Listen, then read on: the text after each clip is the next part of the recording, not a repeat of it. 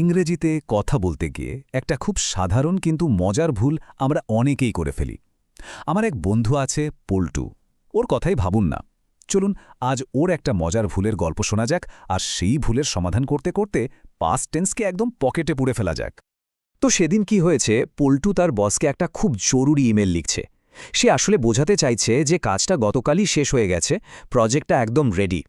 কিন্তু সে ইংরেজিতে লিখল কি? লিখল, sir, I finish the work yesterday. আর বস তো ইমেল পেয়েই রিপ্লাই দিলেন, মানে কি, তুমি এখন কাজ শেষ করেছ, ডেডলাইন তো গতকাল ছিল। এবার ভাবুন পল্টুর অবস্থা। সে তো অবাক, মনে মনে ভাবছে, আরে আমি তো কাজ শেষ করেই দিয়েছি, বস এটা কি বলছেন? বুঝতেই পারছেন, এখানেই বেঁধেছে আসল গণ্ডগোলটা। আসলে ভুলটা খুবই ছোট। পল্টু কথা বলছে অতীতের, মানে গতকালের, কিন্তু শব্দটা ব্যবহার করে ফেলেছে বর্তমানের।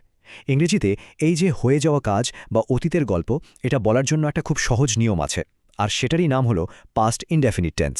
চলুন তো আজ এটাকে একদম জলের মতো সহজ করে ফেলি। আচ্ছা, একটা কাজ করা যাক। 1 মিনিটের জন্য সব গ্রামার, বইপত্র সব ভুলে যান, কিচ্ছু ভাবার দরকার নেই। শুধু একটু ভাবুন তো গতকাল কি করেছিলেন, ব্যাস।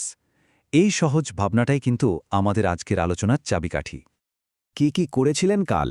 হয়তো জমিয়ে বিরিয়ানি খেয়েছিলেন, বা কোনো পুরনো বন্ধুর সাথে দেখা করেছিলেন, কিংবা একটা নতুন মুভি দেখেছিলেন।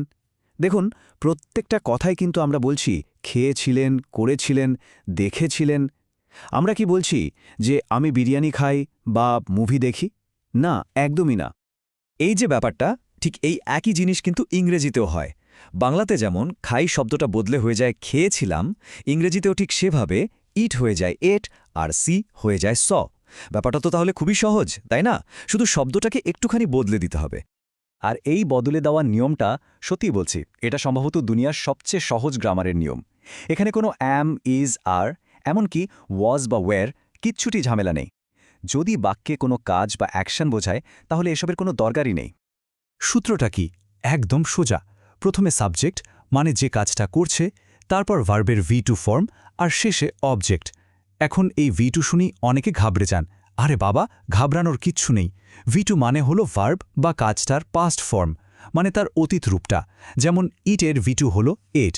ব্যাস, এটুকুই। চলুন হাতে কলমে একটা বাক্য বানিয়ে ফেলি, তাহলে আরও পরিষ্কার হয়ে যাবে।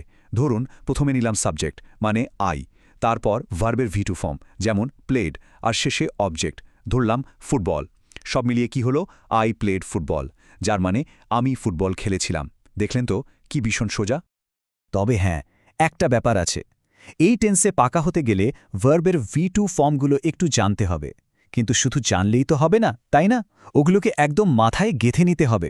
চলুন একটা কাজ করি, আজ আমরা 3টে নতুন শব্দ শিখব, আর এমনভাবে শিখব যাতে আর কোনোদিনও ভুল না হয়। আমাদের প্রথম শব্দ হলো ওয়েন্ট। এটা হলো গো, মানে যাওয়ার পাস্ট ফর্ম। আচ্ছা, সবাই মিলে আমার সাথে বানানটা দুবার বলুন তো। WENT ওয়েন্ট, আরেকবার WENT ওয়েন্ট। দারুণ। এবার আসি দ্বিতীয় শব্দে, বট। এটা বাই মানে কেনার পাস্ট ফর্ম। বানানটা একটু অন্যরকম কিন্তু সহজ। চলুন একসাথে বলি, BOUGHT, বট। আরেকবার হয়ে যাক, BOUGHT, বট। খুব ভালো। আর আমাদের আজকের শেষ শব্দ কল্ড। এটা কল বা ফোন করার পাস্ট ফর্ম। এটা তো খুবই সোজা। চলুন একসাথে, CALLED, কল্ড। শেষবারের মতো, CALLED, কল্ড। অসাধারণ। এইভাবেই বারবার বললে শব্দগুলো কিন্তু মাথায় বসে যায়। এবার একটা দারুণ মজার টেকনিক বলছি। এটা মনে রাখলে আর কোনোদিনও ভুল হবে না যে কখন V2 ব্যবহার করতে হবে। আর এই টেকনিকটার নাম বাসি বিরিয়ানি টেকনিক। হ্যাঁ, ঠিকই শুনেছেন। ব্যাপারটা একটু ভাবুন তো। বিরিয়ানি যখন রান্না হলো সেটা তাজা, কিন্তু যখন রান্না শেষ, খাওয়া শেষ, তখন সেটা কি হয়ে গেল? অতীত, মানে বাসি বিরিয়ানি। ঠিক এই রকমই, যখনই কোনো কাজ পুরোপুরি শেষ হয়ে গেছে, তখনই আমরা ভার্বের তাজা রূপটা ব্যবহার করব না, আমরা ব্যবহার করব তার বাসি রূপটা, মানে V2 ফর্ম। যেমন ধরুন, গো হলো তাজা আর ওয়েন্ট হলো বাসি। কি সহজ না?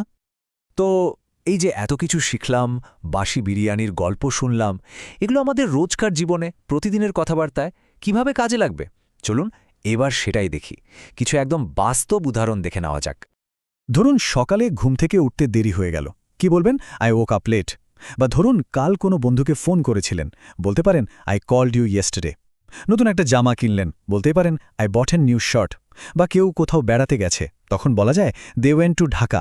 দেখুন প্রত্যেকটা কথাই কিন্তু আমাদের প্রতিদিনের জীবনের। আচ্ছা, শেষ করার আগে চলুন এক নজরে সবচেয়ে জরুরি 4টে পয়েন্ট আবার ঝালিয়ে নিই। নম্বর 1, পাস্ট ইনডেফিনিট ব্যবহার হয় সেই সব কাজের জন্য যা অতীতে পুরোপুরি শেষ। নম্বর 2, ফর্মুলাটা কী ছিল? Subject plus V2 plus object. Number 3, সবচেয়ে বড় যে ভুলটা সবাই করে, অ্যাকশন ভার্বের সাথে ওয়াজ বা ওয়্যার একদম ব্যবহার করা যাবে না। আই ওয়াজ প্লেড নয় আই প্লেড। আর নম্বর 4, নতুন শব্দ মনে রাখার সেরা উপায় কি? বারবার বলা, বারবার ব্যবহার করা। ব্যাস, আজকের মতো এইটুকুই। এবার কিন্তু আসল কাজটা আপনাদের। নিজের জন্য নিজের ডায়েরিতে বা কমেন্ট বক্সে ইংরেজিতে মাত্র 3টে বাক্য লিখুন। গতকাল দিনটা কেমন কেটেছিল। এই যে ছোট্ট একটা অভ্যাস, এটাই কিন্তু ধীরে ধীরে ইংরেজিতে কথা বলার জড়তা কাটিয়ে দেবে। আবার পরে আলোচনায় দেখা হবে।